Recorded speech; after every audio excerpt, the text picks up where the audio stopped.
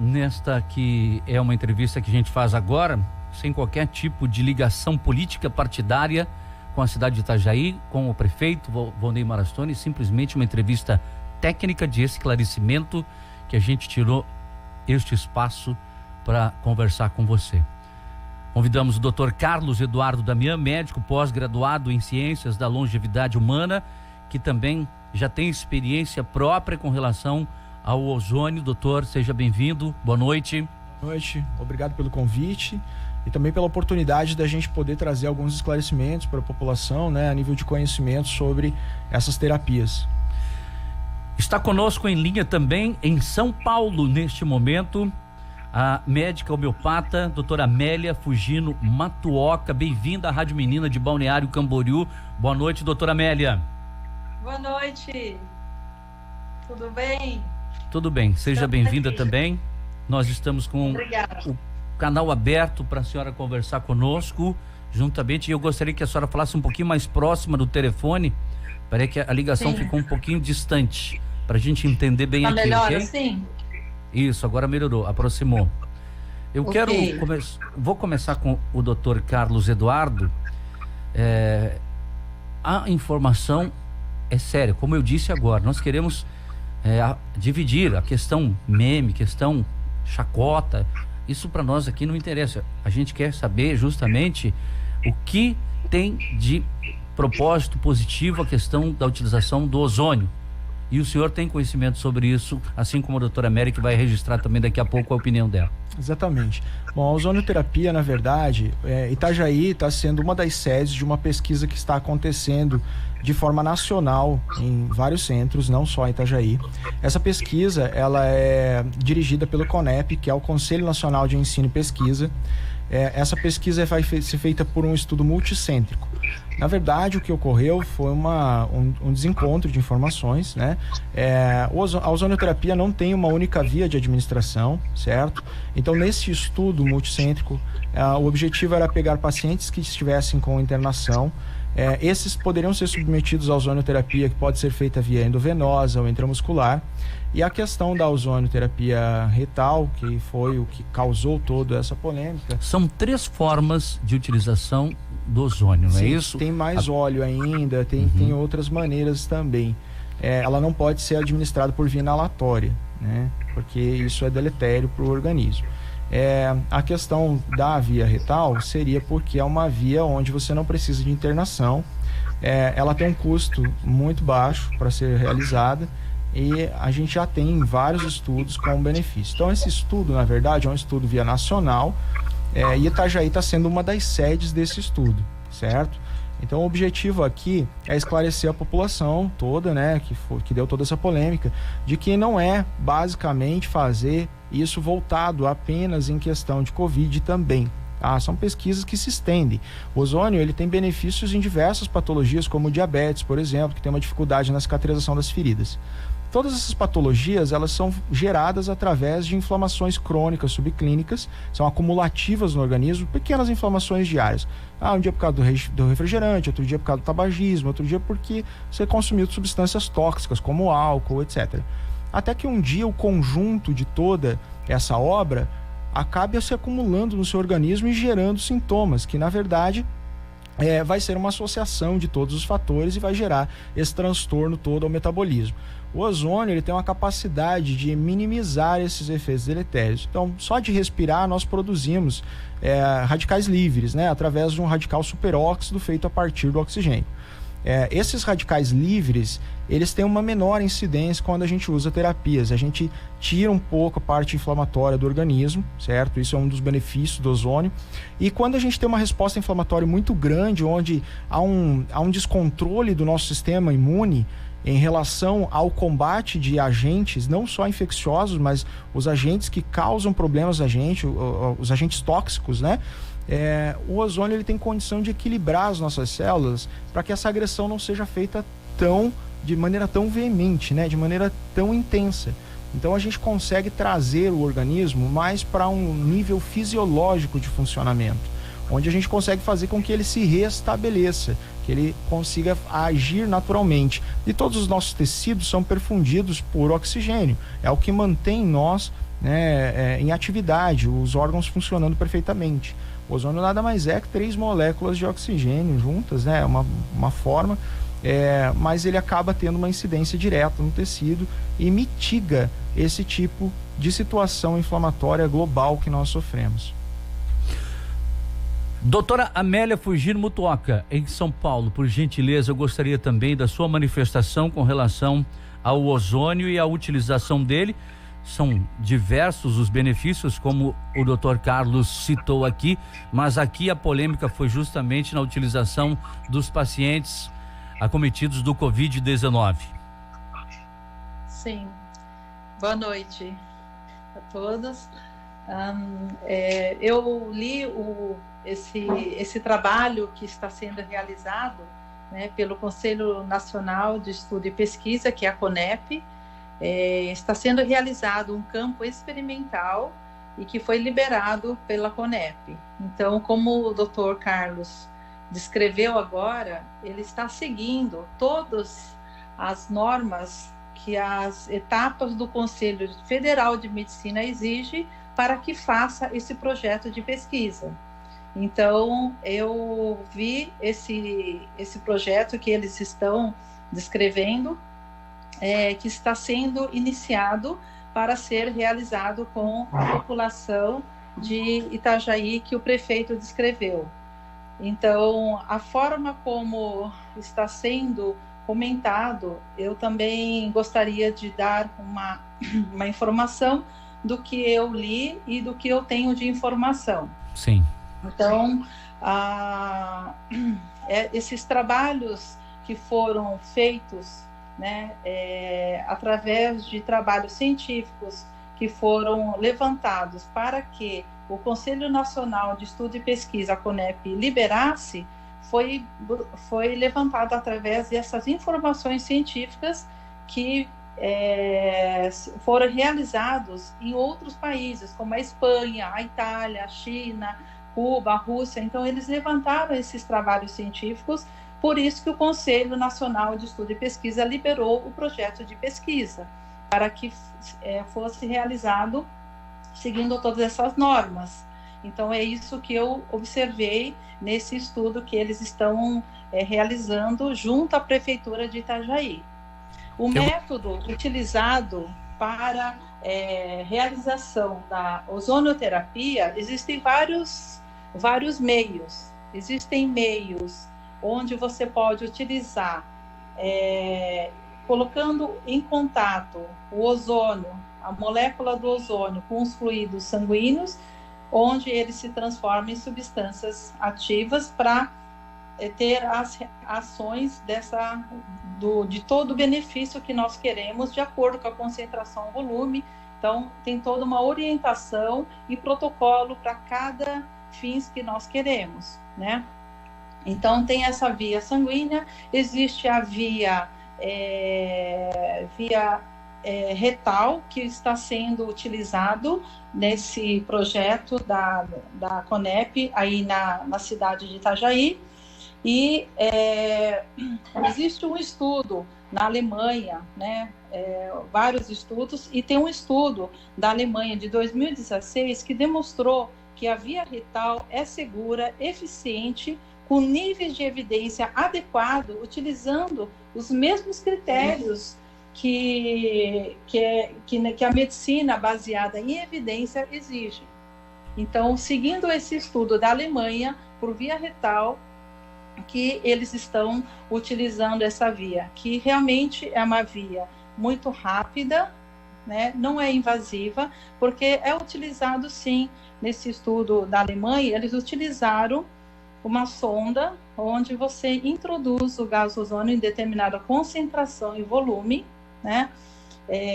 Para ter esse benefício, onde entra em contato com o fluido sanguíneo, onde ele vai otimizar a liberação de oxigênio, combater as reações tromboembólicas, vai aliviar todo aquele processo onde você libera a dor por falta de endorfina. Então, ele ajuda a liberar a endorfina, modula todo o processo inflamatório, que no processo de inflamação por Covid, ele aumenta, né, no processo desse quadro viral do Covid, é observado que existe uma superinflamação, né, onde se libera uma cascata inflamatória roubando oxigênio e onde o uso da ozonoterapia vai poder beneficiar. Então foi escolhido essa via retal, porque esse estudo, onde foi feito na Europa, na Alemanha, e tem um outro estudo também, mas o que eu tenho conhecimento aqui, de 2016, onde eles observaram esse processo, né, de critério baseado em evidência.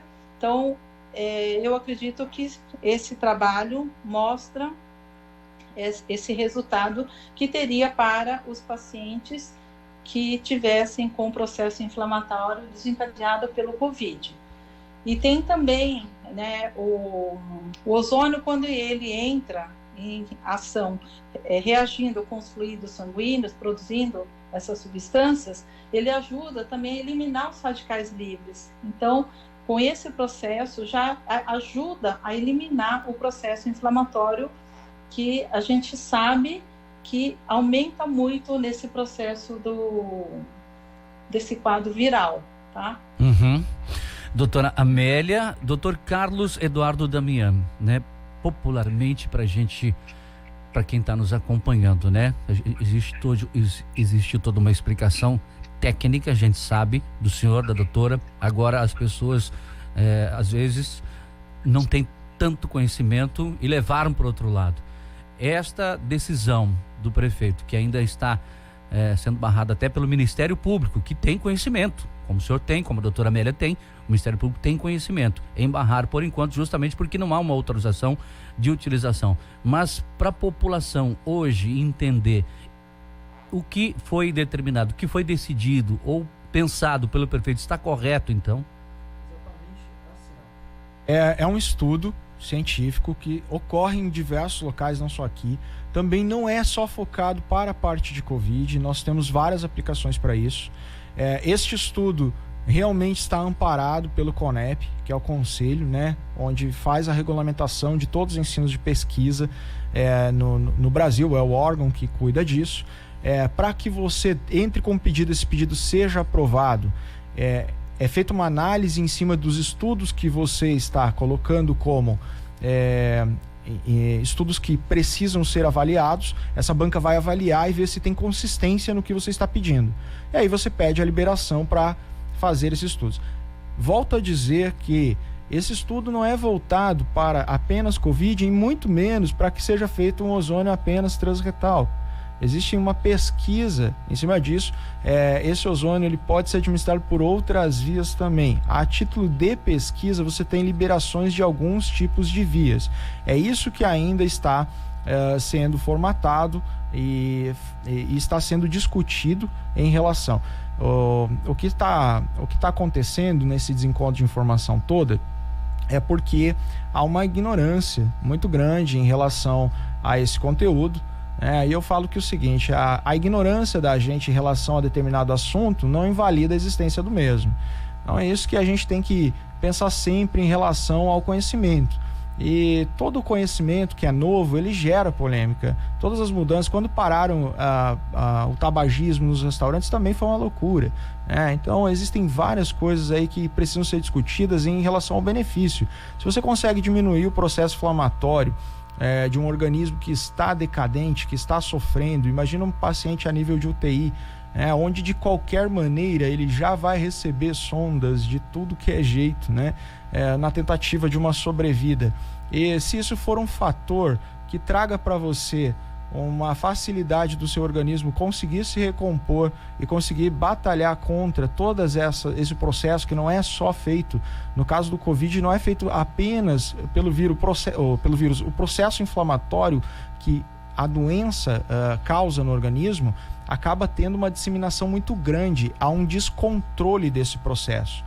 E esse descontrole pode gerar coagulação intravascular disseminada, trombos, reações que normalmente para o organismo são fatais muitas vezes, Então a gente precisa ajudar o nosso organismo a se recompor. E, de novo, quanto mais pesquisa existe em relação a isso, mais a gente consegue desenvolver terapias onde a gente vai ter um benefício muito grande. Contraindicação tem? Tem algumas contraindicações, mas tudo isso já é regulamentado junto ao CONEP, né? Na apresentação dos estudos de casos, isso tudo já é relatado, já existem estudos de outros países, como a gente já citou, e através disso eles vão fazer protocolos determinados, que já são protocolos seguros para a utilização disso. Como eu falei, uma das contraindicações é que isso seja feito via inalatória, porque poderia trazer alguns problemas deletérios aí para o nosso sistema respiratório. O ozônio já foi utilizado, é utilizado. Sim, ele é utilizado. Tanto no Brasil como fora do Brasil. Exatamente, a questão é que para você usar ele, como não tem regulamentação do Conselho Federal de Medicina, ele tem uma liberação para ser utilizado sob forma de pesquisa, que é isso que o CONEP está fazendo, e é em relação a essa pesquisa que Itajaí está se inserindo, junto com outros municípios do Brasil. Não é um caso isolado de Itajaí, certo? E outra coisa, eu acredito que deveríamos ter um pouco mais de maturidade em relação aos assuntos de pesquisa, porque o Brasil é um país que importa muita coisa e faz muito pouco em relação à pesquisa, né? Nós temos uma dificuldade no incentivo à pesquisa por questões de recursos também, e quando a gente tenta fazer está de frente a uma pesquisa que pode ser desenvolvida com um custo relativamente baixo, como o ozônio, né, e com critérios, obviamente, a gente precisa mais de apoio, a gente precisa que as pessoas enxerguem isso com bons olhos. Nós podemos também sair à frente nesta linha de pesquisas e beneficiar a toda a comunidade brasileira. Doutora Amélia, em São Paulo, nosso tempo passa muito rápido aqui, mas eu gostaria, na sua participação aqui final, dizer e pedir que a senhora me citasse também, e aos ouvintes aqui do litoral de Santa Catarina, inclusive Itajaí, que está aqui ao lado de Balneário Camboriú, as pessoas que lá residem, que estão também nessa dúvida, nessa expectativa, da sua experiência também com o ozônio. O que eu gostaria aqui de colocar também, complementar o que o Dr. Carlos comentou sobre a liberação da ozonoterapia. Só para vocês terem informação, os conselhos federais de enfermagem, os conselhos federais da odontologia, os conselhos federais da fisioterapia, o Conselho Federal de Farmácias, que são também conselhos que seguem critérios específicos deles, seguindo a toda a regulamentação, eles estão com a liberação e a utilização da ozonoterapia, porque eles estão seguindo as informações de comprovações científicas de outros países, tá? Então, existem muitos estudos científicos, sim, tá? Então, quando fala em comprovação científica, no Brasil nós não temos, mas é utilizado há muitos anos, décadas, né? E um outro aspecto que eu acho importante nós comentarmos, que a ozonoterapia é um tratamento, não é um tratamento único, ou que você teria que fazer alguma escolha, é um tratamento complementar. No tratamento, principalmente nesse momento que nós estamos tendo vários casos de insuficiência respiratória, onde nós podemos reduzir a necessidade, inclusive, da intubação, né? Então, se nós temos um tratamento complementar que poderia otimizar a liberação do oxigênio, já que esse processo inflamatório rouba o oxigênio, diminui a saturação, aumenta, faz uma hiperinflamação, e nós temos um tratamento que pode complementar a evitar essas condições de agravação, por que não utilizar? E principalmente seguindo todos esses critérios de protocolo de pesquisa que está sendo utilizado aí, né? Então, eu acredito que as experiências que nós temos de outros países, de décadas, com comprovações, será que não são suficientes? Então, o que eu gostaria de deixar aqui Eu não sei quanto tempo eu tenho ainda, Jean, para falar. Tem um minutinho ainda, doutora. Um minutinho? Tá. Então, assim, o que eu gostaria de deixar aqui de mensagem é que as pessoas leiam, estudem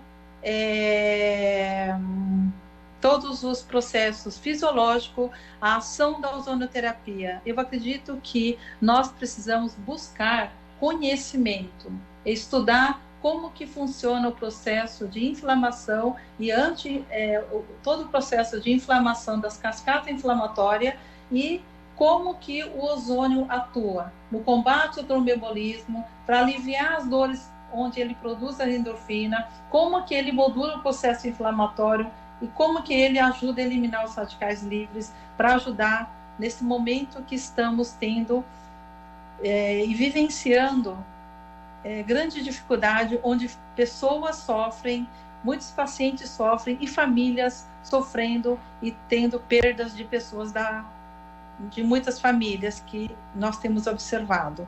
Então, uma outra mensagem que eu gostaria de deixar aqui, que é o Tratado de Helsinki, né, que inclusive hoje, Jean, é o Dia Mundial da Saúde. Então, eu gostaria de deixar uma mensagem aqui para a população de Itajaí e para todos que estão ouvindo. O bem-estar do ser humano, ele deve ter prioridade sobre os interesses da ciência e da sociedade. Doutora Amélia Fugino Matuoka, direto de São Paulo, muito obrigado por sua contribuição aqui conosco da Rádio Menina em Balneário Camboriú e no litoral de Santa Catarina. Muito obrigada. Doutor Carlos Eduardo Damian, que está conosco também para encerrar sua participação. É conhecimento, é informação, e o brasileiro, ele tem essa mania, né, de antes de levar a sério, mesmo numa situação de vida ou morte, as pessoas estão morrendo, estão sofrendo, mas o brasileiro, antes de procurar o conhecimento, ele vai pro meme, para a brincadeira, para as redes sociais, para tirar sarro das outras pessoas por conta do que veio através do prefeito Vonei, infelizmente, né? Nós estamos aqui para prestar esses esclarecimentos mais técnicos para a população. Aliás, esse é um dever nosso como médicos, né? Então, eu falo que a medicina é o sacerdócio de servir ao próximo. Nós devemos seguir isso com honra. A população é leiga realmente nesses assuntos, mas eu acredito que a gente tendo esses espaços para poder esclarecer para eles e trazer mais conhecimento, com certeza isso vai impulsionar muita gente a pesquisar hoje sobre ozônio, sobre alguns... Sobre ivermectina, sobre hidroxicloroquina, exatamente, sobre tantas coisas que inclusive dizem que também não funciona e não está comprovadamente cientificamente que funciona também. Exatamente, né? Existem... O Covid é uma coisa muito recente em questão de pandemia e de a gente ter que aprender rapidamente sobre as coisas. Agora, esses estudos, eles já são um pouco mais... antigos, né? Então agora nós temos uma oportunidade aí de fazer um estudo mais parametrizado, né? Com um pouco mais de consenso, assim. E isso é uma coisa muito séria. Quando a gente está envolvendo um órgão como o CONEP, a gente não pode ter isso como uma coisa qualquer. Então isso não saiu da cabeça de um prefeito, né?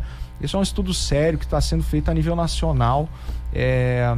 Eu peço desculpa, assim, algumas coisas que a gente fala são mais técnicas, infelizmente a gente não tem como explicar tudo, né, em tão pouco tempo.